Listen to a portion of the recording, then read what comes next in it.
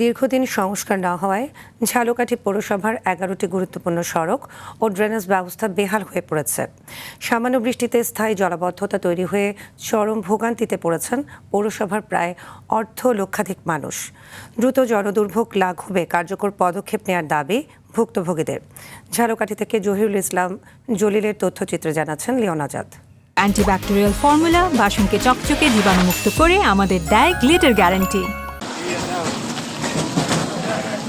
১৫০ বছরে প্রাচীনতম প্রথম শ্রেণীর ঝালকাঠি পৌরসভার এই চিত্র। দীর্ঘদিন ধরে সড়ক সংস্কার না হওয়ায় পিচ ও সুরকি উঠে তৈরি হয়েছে ছোট বড় অসংখ্য গর্ত। পানি জমে সড়কগুলো চলাচলের একেবারে অনুপযোগী হয়ে পড়েছে। রিকশা, অটোরিকশা সহ অন্যান্য যানবাহন হেলেদুলে চলায় প্রায় ঘটছে ছোট বড় দুর্ঘটনা। নিয়মিত পৌর কর পরিশোধ করলেও নাগরিক সুবিধা থেকে বঞ্চিত হওয়ার ক্ষোভ তাদের। অন্যদিকে সংস্কারের নামে অর্থ আত্মসাদের অভিযোগও তুলেছেন অনেক বাসিন্দা। ভাঙ্গাচুরা রাস্তা জম্মের পেছনদার লইলে পড়িয়ে যায়, যাত্রী লইয়ে যাইতে পারি না। বাচ্চাদের নিয়ে স্কুলে আসতে খুবই কষ্ট হয়। বর্ষাকাল, অনেকখানি জুতা টুতা পোশাক আশাক ভিজে যায়, অনেক কষ্ট হয়। দুর্ভোগের কোনো শেষ নেই। প্যাসেঞ্জার লইয়া রিক্সা লইয়া পানিতে পড়িয়ে যায়, টাইনে ঠিক জুড়াইতে হয়।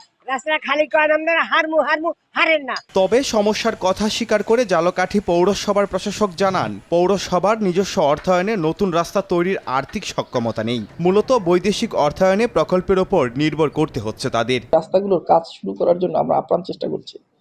এগুলো প্রকল্পে দেয়া এবং এটা বিদেশি অর্থায়নে হচ্ছে, কারণ এগুলো বড় রাস্তা এবং অনেক আর্থিক সংশ্লেষ।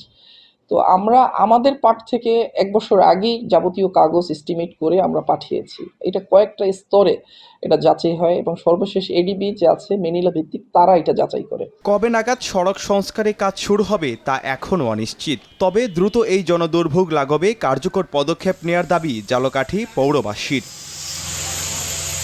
Leone Azad, RTV।